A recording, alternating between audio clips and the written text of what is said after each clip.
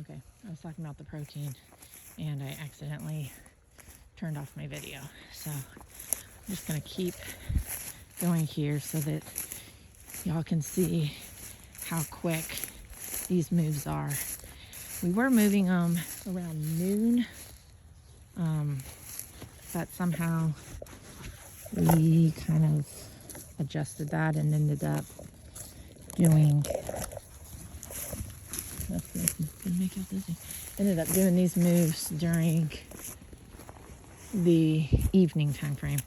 And now we've kind of adapted to being in the rush for dark as time changed. I'm not sure how this video is going to look with me trying to do the fencing at the same time. I need to get a GoPro so that I can do this while I'm holding the phone. So this field, it's a little sticky, so like I said, so it's kind of hard to pull this tape. So you can see them up there right now. They're going to come down that hill, down the lane, and then up this way. We'll walk back out so you can see the changes that we've made since the last video. The other thing that was really neat is yesterday we had our farrier visit and we worked with an 8-week spacing this time just to see what we were working with, and she gave us the thumbs up, at least for now. She said all of our hooves looked really good healthy hooves. Now Roxy, being our thoroughbred, is kind of our poster child for trialing this method because she has the highest likelihood with hoof issues based on the way her hoof is built. She's got a low heel in the back and she tends to kind of flare out in the front, and the angles underneath with her incorporating her frog and all of that. Again, I'm not a farrier, I'm not a professional, but that was the gist I got out of that. Was it because of the structure of her hoof. She will be a good test to see how well this method is for hoof care and maintenance and hoof health, because that is one of the major factors that make this method intriguing to me. Any way we can make our horses healthier and help them to be happier, it's really the goal. So we've got the black and gray fiberglass poles from, step-in post from Tractor Supply, and then this is just Gallagher poly braid, and then that's, I don't even know what the name brand of that poly tape is. And we step this fencing out.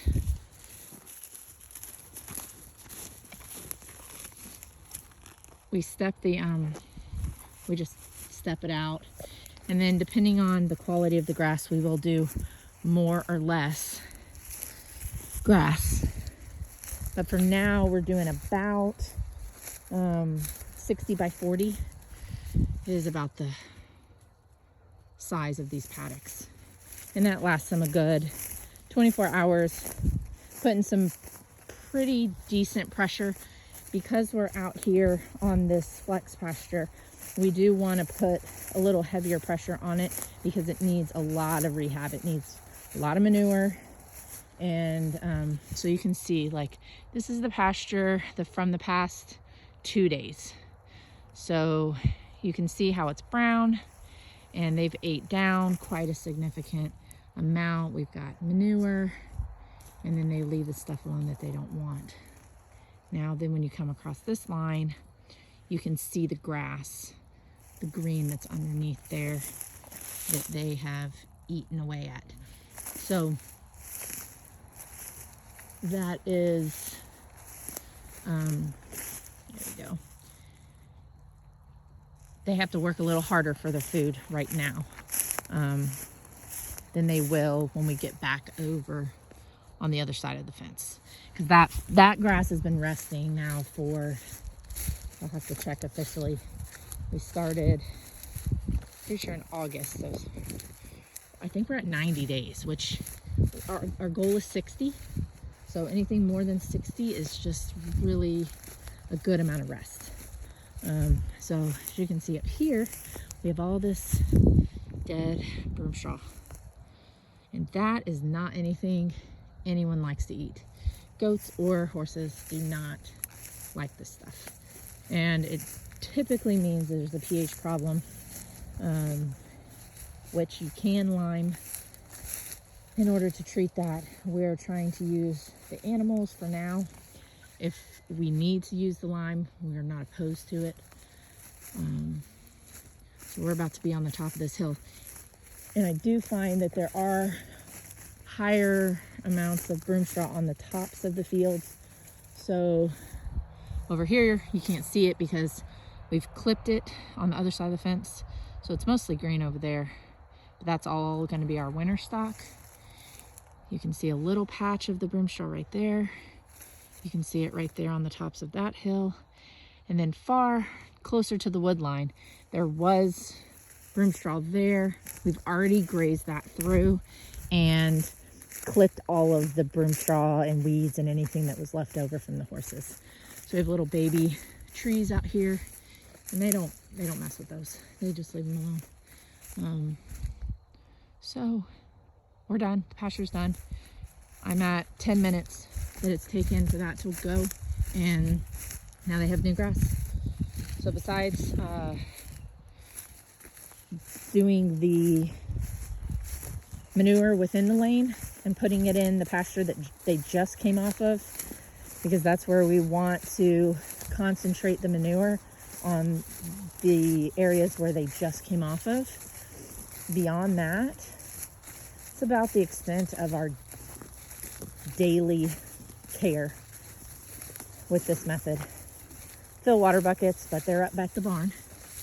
And beyond that, I'm gonna walk y'all back up this track so you can see where we're at.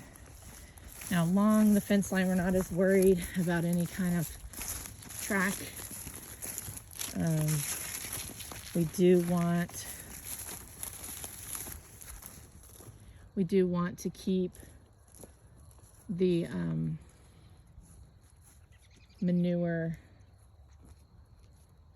off the track as much as possible, and we do want to keep the grass as healthy as possible that's not on the track. So I'll walk up this hill. Got a pretty full moon tonight. Now this is the track we're on, walking up. Now we aren't using the board fence on this side of the track, mainly because I get paranoid about the trees and all the junk by the fence line. So once we get all that cleared out this winter, we will be able to use that. So you can see here, so this is a track. You can see that took us all the way to that. We grazed down one side using one track, and then using the same track grazed down the other. So we did, and then you can see the same. So this track went here, and then it went all the way down. So that, we grazed down the front side for 5 days. We grazed down that track on both sides for 10 days. Down this track for 10 days. So just to here, we are at 25 days. Then we just started over here. So that's 2. We're on day 3 for this lane. So we've been on this side for 28 days, and we still have a pretty significant amount of field left before we even get back to our main line. So here you can see they've been running this track for quite a while. This track has taken them We had it when we were on this side of the field here. This track was still here. And then once we crossed over to the other one, like I said, we've been over there 30 days and we were over here for 8 days. So this portion, and you can see they walk straight down the center of this thing. This was here. I want to show y'all the sky. Look how pretty that is. There we go. It's one of my favorite parts about here is the sky. It's so pretty. It seems like every day it's different. And then the chickens are over there starting to get loaded up for the night. Sun's going down. So this, like I was saying, this track has been here for like 38 days. Now we run 2 charging systems on this setup because there's one that's attached to the tape. That ends there. Now we do have some obstacles here. This one's kind of uneven poles. If they're in a really big hurry, they'll just jump right over the top of those things. And then we have this little grid thing we have going on. So eventually, I think I've mentioned this in the past, we will eventually have board fencing that goes around the arena, but for now we use the tape, and then that's independent from where we have their loafing area with the sand. Now eventually this is all going to be sand, and this is all going to be something they have access to. Right now we don't because of how short and stubby this grass is. Now I keep this clip down at a 0, and that 0 clipped grass is stressed grass, and so that's not grass I want them grazing. But I'm trying to kill the grass so that we can dig it up and fix the arena. So I'm intentionally stressing that grass. Hey, sweet Stormy girl. Always ready to come say hi, aren't you, love? I don't have treats right now, love. We'll come out and give treats in a minute. So we block them up here. We can move the pastures with them there, down there with us, but it is a little bit tricky.